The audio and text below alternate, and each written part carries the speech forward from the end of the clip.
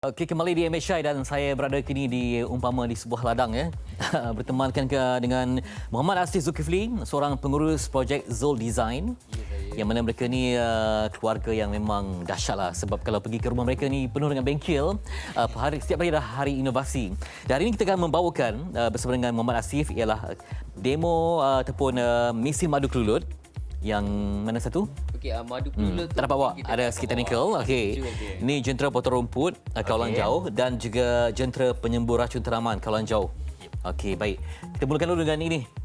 Okey, bagaimana boleh bermula inovasi ni? Sebab tu pun memang hari-hari kena ada idea, kena ada R&D. Okey, kalau ikutkan memang Zul Design ni memang orang kata hari-hari nak kena keluar idea sebenarnya. Tapi mengikut projek-projek inovasi yang macam ni, ini adalah kerjasama kita dengan Pusat Latihan Kejuruteraan Pertanian Tanjung Karang.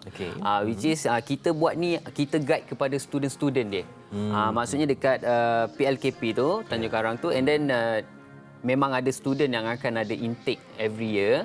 And then ini adalah produk-produk yang student buat dan kita yang tolong guide dia. Menyelia sajalah. Ya, kita menyelia dan dia buat di tempat kita. Ya, jadi apa asas yang diterapkan kepada adik-adik yang sedang berjuang dengan dunia inovasi ni, teknikal ni? Okey, kebanyakannya asas dia adalah more kepada teknikal lah. Technical, electrical, and then electronics dan sebagainya. And then kemudian produk-produk sekarang ni banyak keluaran yang terbaru daripada luar negara. Kalau melihat kepada visual, ini contoh bagaimana ia berfungsi. Lihat kepada video itu. Okey, right. Mesin terumput yang dapat kita kawal sebelum ni, kita terpaksa menggunakan kudrat yang lebih ya. Ya, betul. Mungkin situasi tak bersedia seperti kita mahukan kawasan itu dibersihkan segera, tapi hujan ataupun ada cabaran, tetapi dengan adanya elemen robotik ini, ia mampu untuk memudahkan tugasan. Okey, bagaimana melihat kadang-kadang mereka ni ada bakat, ada idea, tapi bagaimana pecahannya? Teori itu berapa peratus dan praktikal itu berapa peratus sebenarnya kalau dunia macam ni? Kita kebanyakannya kalau more kepada teknikal ni, basically pecahan dia tu macam tempat saya belajar apa semua. DJ Main pun dia buat 60% dan 40% teori. Tapi di Zul Design ni memang kita akan more kepada praktikal, kita ada try and error dan sebagainya. So dalam 80-20% lah macam tu. Okey. Jadi macam mana hasil ni memang bagus, ia dimanfaatkan kepada industri macam mana? Ada yang mampu untuk dijual kepada pihak yang berminat? Ya. Ada. Kebanyakannya produk-produk yang pertanian peladangan memang kita buat tu atas tempahan. And then kemudiannya macam ini memang dah digunakan lah. Tu pasal dia ada sedikit nampak comot-comot sikit kan. Dah masuk ke arena ni. Dia dah masuk ke arena, tiba-tiba kena panggil masuk MHI. So dia inilah. Ya. Ada tak mungkin ada idea tapi susah untuk diimplementasikan? Mungkin kerana faktor apa? Bajet ke ataupun nak dapatkan material ke? Memang akan ada faktornya lah. Adalah yang pertama memang daripada segi kewangan. And then kewangan kita ni memang mostly tinggilah daripada segi labor cost, machinist, and then kita punya design itulah dan sebagainya. Ya, tadi cakap di Tanjung Karang ya, sinonim dengan kawasan padi semua kan? Ya, betul. Macam mana petani ni menerima idea ni? Sebab mereka mungkin dah terbiasa dengan tradisi kan? Dah turun pergi membajak semua. Penerimaan macam mana? Penerimaan daripada segi macam mana tu? Okey. Sampai itu kita dapat kita demo sikit. Tadi dah nampak di penggunaan yang lebih luas. Studio kita ni agak terhad sikit ya. Okey, so ini boleh tahan berapa lama kalau minyak berapa liter? Dia 25 km ni sebab ini dia akan pakai bateri. Bateri, okey. So ini pakai bateri and then just yang mesin rumput saja pakai minyak petrol. Okey, untuk yang jauh-jauh kan kadang-kadang mungkin dia radius dia dalam 100 meter radius 100 meter. lah. So boleh cover up until 200 meter lah. Ketinggian rumput tu macam mana pula? Ketinggian rumput kita boleh adjust. So ada lalang pun dia boleh. Boleh boleh. Itulah mana nampak mungkin saiz dia agak rendah ke. Kalau lebih tinggi mungkin dia lebih luas lah dia punya cakupan. Satu lebih tinggi ni nak bawa tu agak payah. Ini berapa kilo? Ya, ini dalam berat ni dalam angkat 25 kilo juga ni. 25 kilo? Oh, ini praktikal lah dengan saiz tu untuk nak bawa masuk 4x4. Kalau kata nak buat bisnes potong rumput pun lepas ni duduk daripada dalam kereta je. Okey, itu dia.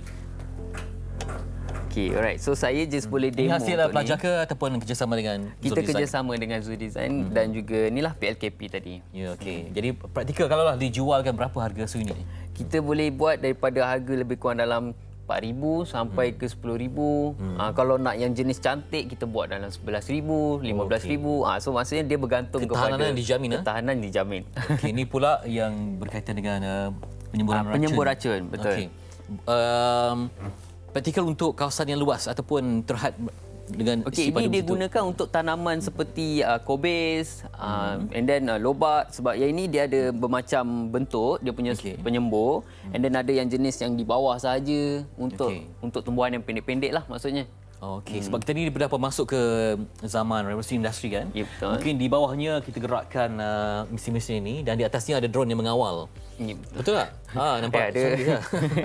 Okey, jadi sejauh mana penerimaan masyarakat? Kadang-kadang ada yang memang tak minat belajar langsung ya. Dia betul-betul minat benda-benda yang bersifat mesin, robotik dan mungkin ada kelemahan dari aspek barangkali aspek nak mengaji ni, teori ni dia susah sikit. Macam mana yang kategori ini dapat dibantu supaya mereka ni ada bakat tu dapat ditumpahkan untuk menghasilkan inovasi? Okey, dia memang akan bergantung kepada minat juga sebenarnya. Sebabnya selagi kita tak pupuk, kita tak paksa, memang dia akan rasa benda tu dia bukan sifat yang dia tak nak belajar. Sebenarnya adalah sifat yang malas yang ada dalam diri tu. So maksudnya kalau dia berusaha bersungguh-sungguh, maksudnya bila dia minat sesuatu dia buat, and then dia akan buat. Okey, jadi terima kasih memberikan inspirasi untuk hari ini. Bila orang nampak tu adalah juga mungkin beberapa yang berminat untuk antara mereka galani ilmu di Zol Design yang memberikan rekaan yang kreatif berteraskan kepada ilmu, inovasi dan R&D. Terima kasih untuk Aziz Zulkifli. Terima kasih. Satu keluarga memang berinovasi pada setiap hari ya demi menjadi lubuk kepada penciptaan yang berkualiti untuk manfaat semua. Okey, nanti kita juga banyak lagi yang akan kita bincangkan, termasuk ada tentang isu-isu sukan dan di hujung nanti penampilan istimewa Liz Hani untuk anda kembali selepas ini.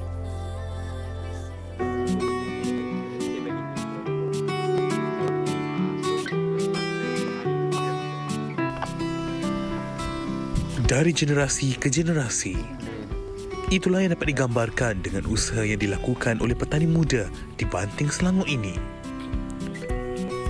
Nur Fatihah Jumali atau lebih mesra disapa Kak Teha merupakan generasi kedua yang mengusahakan tanaman ini. Anak sulung daripada 7 adik-beradik ini turut berkongsi pengalaman dan juga khasiat menanam herba daun hijau berbentuk kipas itu. Kalau start untuk pegaga dah lama jugalah, dalam 3-4 tahun. Tapi secara sekecil-sekecil jual sendiri. Tapi sekarang ni dah buka yang besar-besar sikit-sikit. Macam kita pegaga orang tua dah tahulah kan. Memang ulam terbaik lah antaranya. Kita boleh buat crispy. Sekarang kan dah makin orang makin kenal crispy pegaga. Untuk menjaga tanaman segar, organik dan bebas racun ini pastinya mempunyai cabaran yang tertentu. Nak kata suka tak suka, cuma masa mula-mula start tanam lah. Daripada nak benih tu, jadi, kat situ lah jadi ke tak jadi. Bila lepas tu, baja, siram. Macam ni kita memang ada sprinkler lah kan. Itu je lah. Penjualan boleh tahan, makin lama permintaan makin banyak. Antara kita jual pasar tani, kat customer-customer daripada kilang-kilang, daripada orang kampung, kedai-kedai pun kita hantar.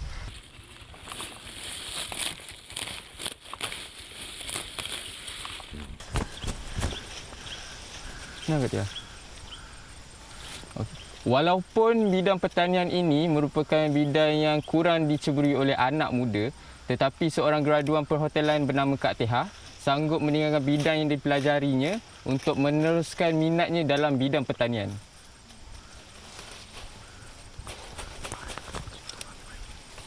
Ini satu.